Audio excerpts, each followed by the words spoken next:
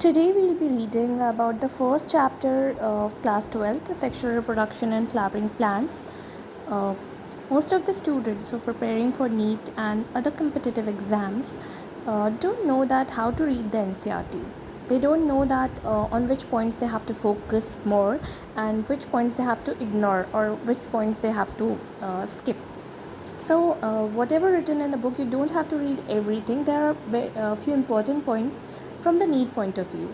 So, while reading this chapter, I'll be focusing more on the topics, the lines that are frequently asked in NEET question or that can be asked or that are very important for the NEET purpose. So, basically, I'll be telling you that how to read the NCERT in a proper way. So, let's start.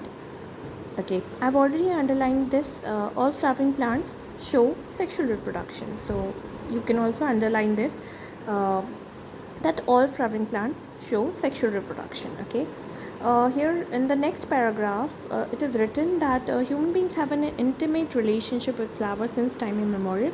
But this is not very important. You can skip this. Here it is only written that. Uh, Human beings have a very age-old relationship with flowers, and flowers are used to express various human feelings like mourning, grief, love, affection. So yeah, it's not very important. Just it is in this para it is mentioned about the importance of flowers. So not very important. You can skip it.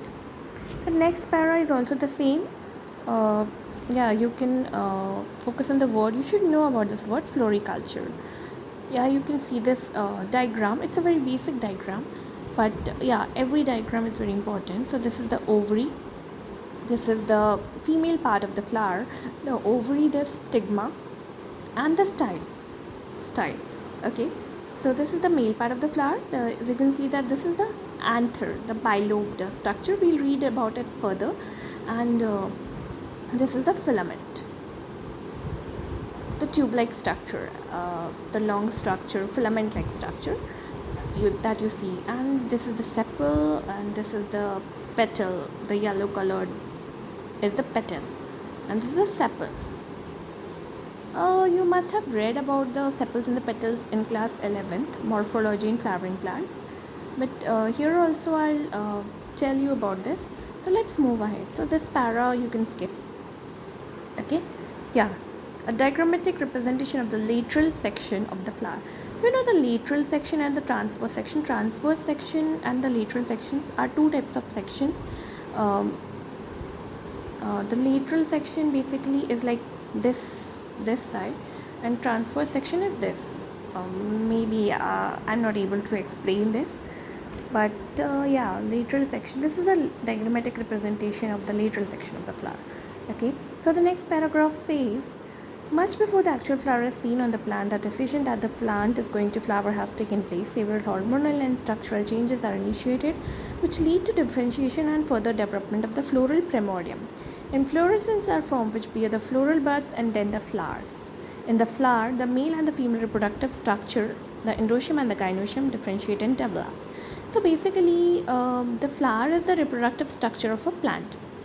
Okay, and much before the actual flower is seen on the plant, the decision that the plant is going to flower has taken place.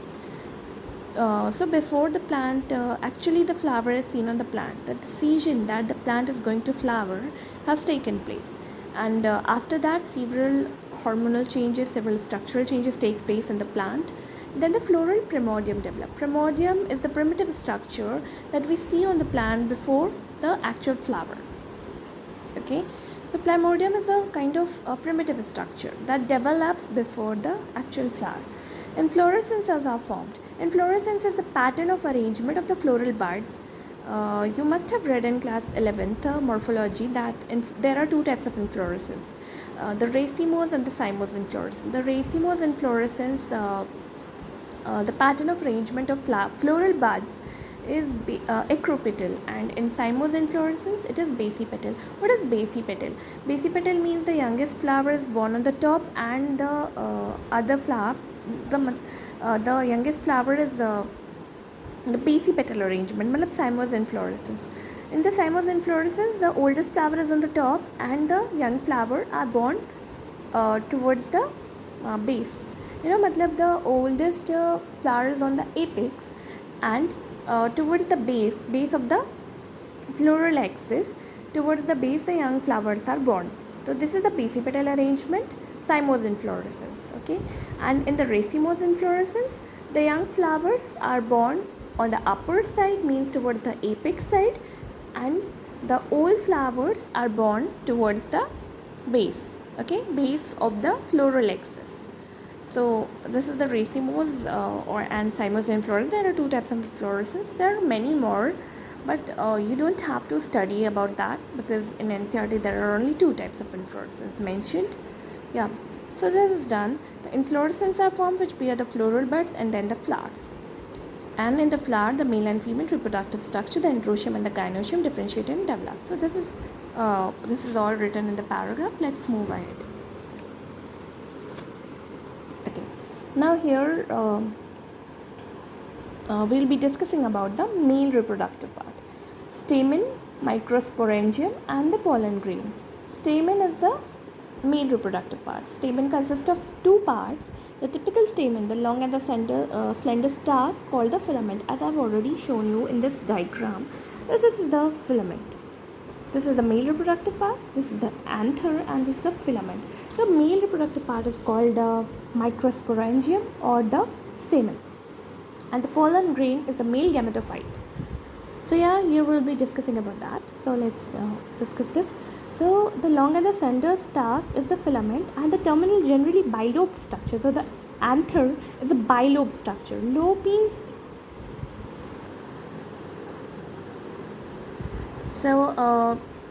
bilobed structure means it consists of two lobes. Okay, lobes means a kind of cylindrical structure. Okay, so the anther is generally bilobed, not always. Okay, it's generally a bilobe structure. You can underline this: generally bilobed structure, called the anther. The proximal end of the filament. The anther is a bilobed structure. Okay, and the long and slender stalk-like structure is called the filament. The proximal end means this end, the proximal end. Okay, so this proximal end of the proximal end of the filament is attached to the thalamus or the petal of the flower. You have to underline this. The question can be asked that the proximal end of the filament is attached to. It can change the word thalamus and can write something else at the place of thalamus or the petal of the flower. It can change the words, or it can simply ask to fill in the blanks type of questions, where you have to answer that the proximal end of the filament is attached to dash. So you have to answer that. So this can be asked. So just underline this: the proximal end of the filament is attached to the thalamus or the petal of the flower. Okay. The number and length of the stamen are variable in different flowers of different species. Okay, in class 11th we have read about different families, where you already know that the number of stamens is not the same in all the plants. It is different in flowers of different species. We read about 3 families or 4 families, I think. The Fabaceae family, the Solanaceae family, the Liliaceae family. So yeah, and about Brassicaceae and one more Cruciferae. Cruciferae and Brassicaceae are the same, I think. And Poaceae family. So we read about the 5 families that are in the syllabus of the NCERT. And what we notice there, that the number of stamens, number of anther plus filament is called the stamen. So the number of stamens in all the species were different. It was not the same in all the species. If we were to collect a stamen from each of the 10 flowers and arrange them on a slide, you would be able to appreciate a large variation in size seen in the nature. So they differ in size and number in different species. Careful observation of each stamen under a dissecting microscope and making neat diagrams would elucidate the range and shape and attachment of anther in different flowers. This is now very important. A typical angiosperm anther is bilobed. We have already discussed here, is generally bilobed. A typical angiosperm anther is bilobed. Okay. with each lobe having 2 theca. Theca is the covering. So you have to underline this. Each lobe having, to underline this, each lobe having 2 theca. It is dithecous. Dithecous means having 2 theca. So they generally have 2 lobes, as we have already discussed above here. That they have 2 lobes, and each lobe has 2 coverings, 2 theca. That they are dithecous. Okay. Often a longitudinal groove run lengthwise, separating the theca. Separating the theca means the covering. Longitudinal groove runs lengthwise. Lengthwise means like this. Okay, like this. This is lengthwise. Along the means along the length. So often a longitudinal groove run lengthwise, separating the theca. Okay. The bilobe nature separating the theca. Let us understand the various types of tissues and their organization in the transverse section of an anther.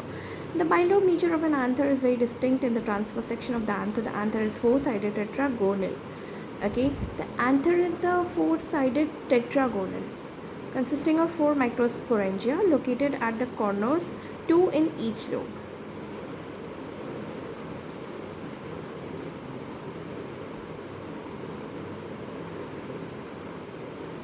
You have to underline this. The anther is 4-sided tetragonal. Okay, the anther is 4-sided. 4-sided structure, tetragonal, consisting of 4 microsporangia. There are 4 microsporangia in the typical anther.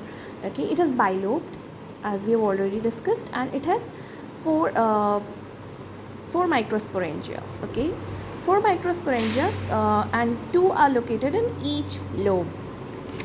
Bilobed, and there are 4 microsporangia with 2 in each lobe. Microsporangia are 4 and the lobes are 2. So how do we arrange it? We have to arrange 2 microsporangia in each lobe. That's what the arrangement is. So that is why the anther is 4-sided tetragonal structure. Okay. Moving ahead, the microsporangia develops further and become pollen sacs. So what does a microsporangia develops into? This is a question that can be asked. And in this para, these 2 were most important points. The anther is 4-sided tetragonal structure. Okay. And consisting of 4 microsporangia. Why it is 4-sided? Why it is 4-sided? Why it is tetragonal? Because it consists of 4 microsporangia. Okay, and we have 2 lobes of anther. So how do we arrange it? We arrange 2 microsporangia in each lobe. Located at the corners. Located at the corners. Okay, so moving ahead. The microsporangia further develop further and become pollen sacs. What does the microsporangia develops into? The microsporangia develops into the pollen sacs. They extend longitudinally all through the length of the anther and are packed with pollen grains. So the microsporangia develops into the pollen sacs. Okay, and further they get packed with the pollen grains. This is the important point which you can underline. They extend longitudinally. The microsporangia develops further and become pollen sacs. This is a question that can be asked. That microsporangia develops into. The microsporangia develops into the pollen sacs. They extend longitudinally all through the length of an anther and are packed with pollen grains.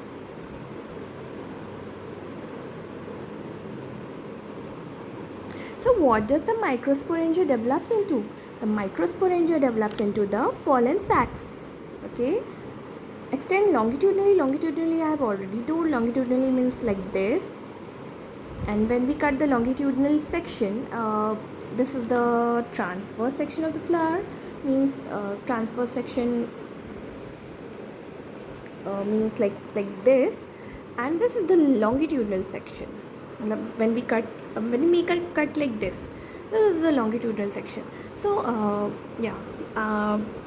my purpose of explaining about the transverse and the longitudinal section was that here it is mentioned about the longitudinal.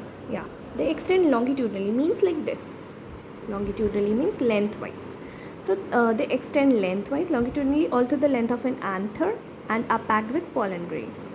So microsporangia develops into the pollen sacs, and they extend longitudinally all through the length of an anther and are packed with pollen grains. Okay, this is done. I've already told you about the important things. Let's recall. The anther is the typical what were we reading? Anther. Anther is generally bilobed.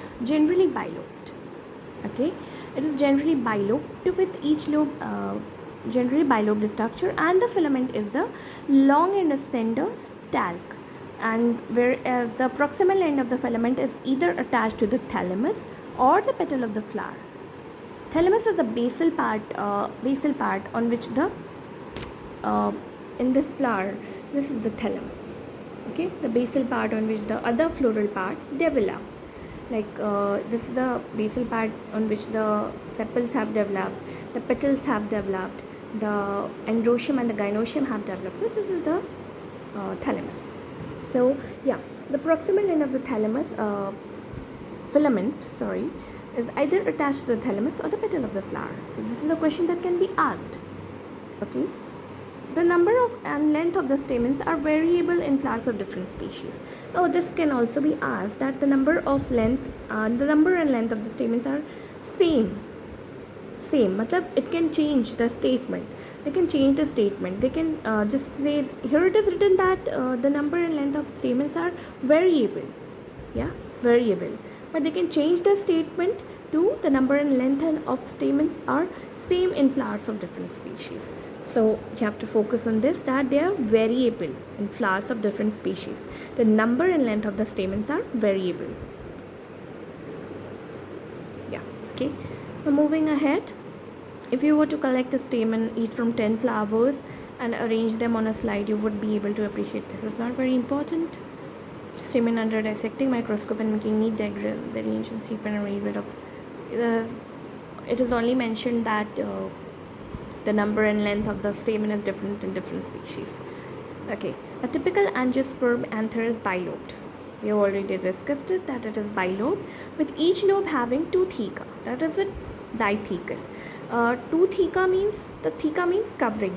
So each lobe is having these you can see that these are the two lobes of the anther. These are the two lobes, and each lobe is having two covering. Okay, that is you shouldn't get confused here, that anther is bilobed. Okay, and each single lobe is having two covering, you know, dithecous. Okay, each lobe is dithecous. Means this lobe is also having two covering, this lobe is also having two covering. You have to focus on that. You don't have to get confused here. Okay, not a single lobe, not only a single lobe, both the lobes have two coverings. Okay,